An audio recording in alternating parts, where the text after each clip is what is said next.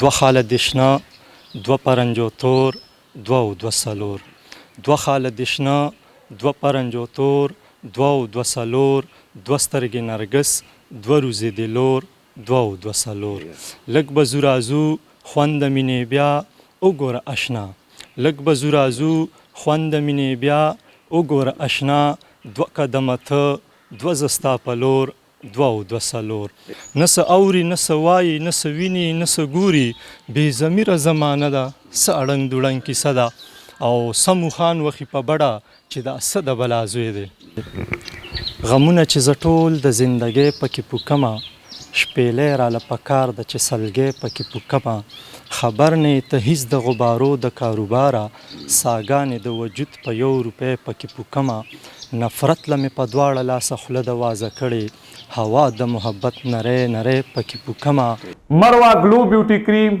مروا فیس واش کم زنانا کم مردانا د سترګو لاندې چې تورې حلقې وي یا ستاسو په مخ باندې تیرسري وي او یا دانې وي نو مروا گلو بیوټي کریم به تاسو لا په مخ کې قدرتي ښایست هم راولي او ستاسو په تیرسرو دانو کې به 15 ورځو کې تاسو ته رزلټ درکوي شروع کوم په نامه د رب ذوالجلال چې بخونکه مهربانه بادشاه د قدرمندو موجود ما مردان کې شاعران د ادب سره تعلق ساتي او نن در سره یو داسې شاعر ملاقات کوم چې هغه اکثر مسافری کی یا خدمین رخبر سے داغه کلام به تاسو سره شریک کو داغه شاعران دي چې دوی د معاشري عکاسي هغه په ښکلي الفاظو کې تاسو ته ډالۍ کوي راځئ د خدمین رخبر صاحب سره به تاسو ملاقات کو السلام علیکم وعلیکم السلام خدمین صاحب څنګه خیر دی شکر د الله پاک ټیک ټاک خیر څنګه مسافري مخ ته راشه الحمدلله جی سبا ډالۍ کوي شیرونو او ملګرو سره ډالۍ کو چې غمونه چې زه ټول د زندګۍ پکې پوکمه شپېلی راله پکار ده چې سلګۍ پکې پوکمه خبر نه ته هیڅ د غبارو د کاروباره ساګانې د وجود په 1 روپۍ پکې پوکمه نفرت له مې په دواړه لاسه خوله د وازه کړې هوا د محبت نری نری پکې پوکمه یو عکس کړه د جانان په شان ته جوړه مصوره ساګانې به زه خپلې د مرۍ پکې پوکمه او ډنډن اوبه ولاړې دي په ځمکه او باران دی زه ناست یم د کاغذ جوړه کښتۍ پکې پوکمه او رهبره د کنداغو نه شپېلی به جوړومه ټپې به د ولس د بیدارۍ پکې پوکمه ډېر ښه درته خدمین صاحب ستاسو یو شعر بولم هغه دوه خاله دشنه او دوه پرنجو تور او جی بالکل هغه به ډالۍ نه کوي بالکل به مرګرو سره شریک کمه تاسو ته د ډالۍ وي مینوالو ته د ډالۍ وي چې دوه خاله دشنه دوه پرنجو تور دوه او دوه څلور دوه خاله دشنه دوه پرنجو تور دوه او دوه څلور دوه سترګې نرګس دوه روزې د لور دوه او دوه څلور لږ به زو راځو خوند د مینې بیا وګوره اشنا لږ به زو راځو خوند د مینې بیا وګوره اشنا دوه قدمه ته دوه زه ستا په لور دوه او دوه څلور او شورانه چاپیر وی خوړمه زه وژنې مې پیته شورانه چاپیر وی خوړمه زه وژنې مې پیته دوه شونډې لړم دوه کمسې منګور دوه او دوه څلور او زړه کې مې سوري ستا انکار اشنا نور هم کړه سیوا زړه کې مې سوري ستا انکار اشنا نور هم کړه سیوا دوه خو پکې وو دوه شو پکې نور دوه او دوه څلور او مقطع ده چې اوس هم کړي رهبر درومي چې په لار ستا د وادو شمار اوس هم کړي رهبر درومي چې په لار ستا د وادو شمار دوه او دوه څلور دوه او دوه څلور دوه او دوه څلور رهبر صاحب دا راته وویله اکثر شاعران عاشقیو کې شاعران ته جوړ شي څوک د حالاتو نه ستاسو د شاعرۍ وجه څه ده داسې خو دا لکه دا شاعري داسې ده چې دا د الله تعالی یو ګفت دی او دا اکثر د ماشوموالو نه انسان کې وي بیا وروستو حالات داسې راشي یا څوک عشق طرف ته لاړ شي یا د وطن مینه وي د حالاتو بس چې بیا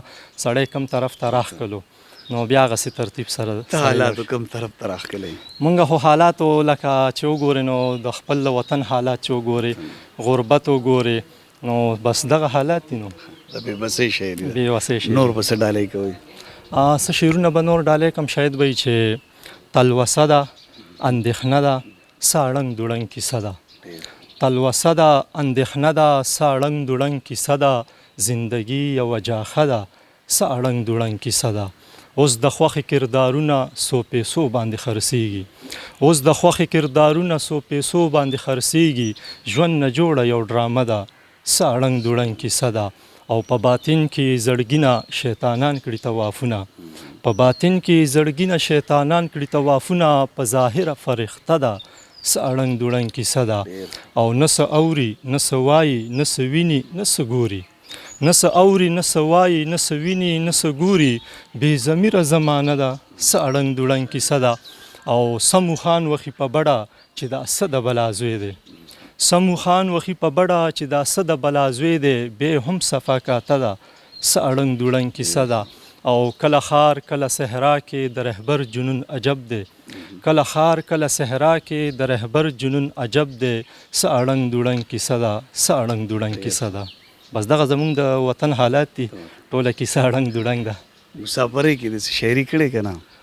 مسافرۍ کې هم بالکل کړي دي، خو زمونږ اکثر داسې چې زه زیات تر غزل لیکم.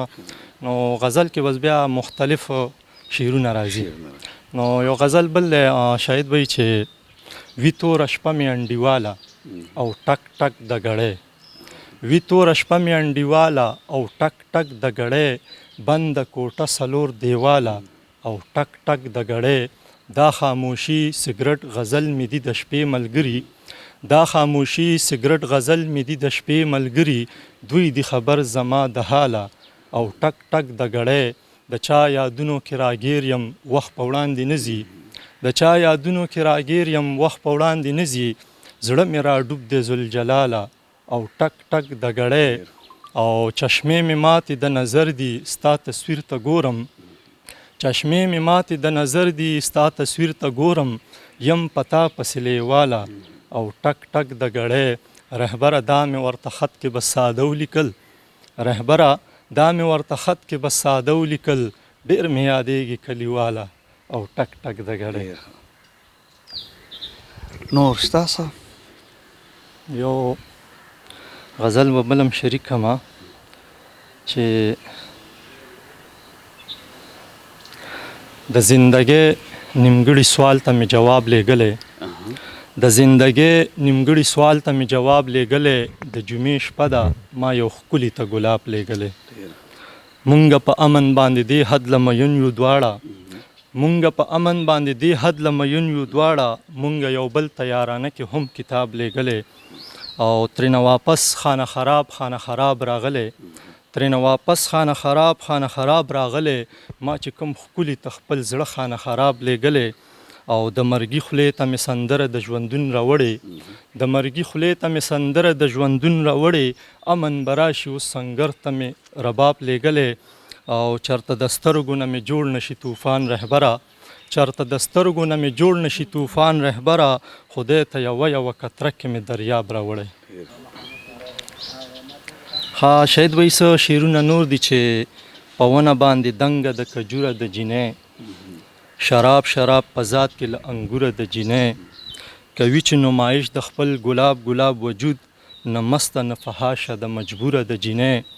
او اعصابونه د غره د حالاتو سره ځي، اعصابونه د غره د حالاتو سره ځي. سو شو که خپو باندې معذوره د جینۍ. تپوس وکړئ چې دې ته هم منظور دی دا سړی، تپوس وکړئ چې دې ته هم منظور دی دا سړی. که نه خالي سړي ته بس منظوره د جینۍ.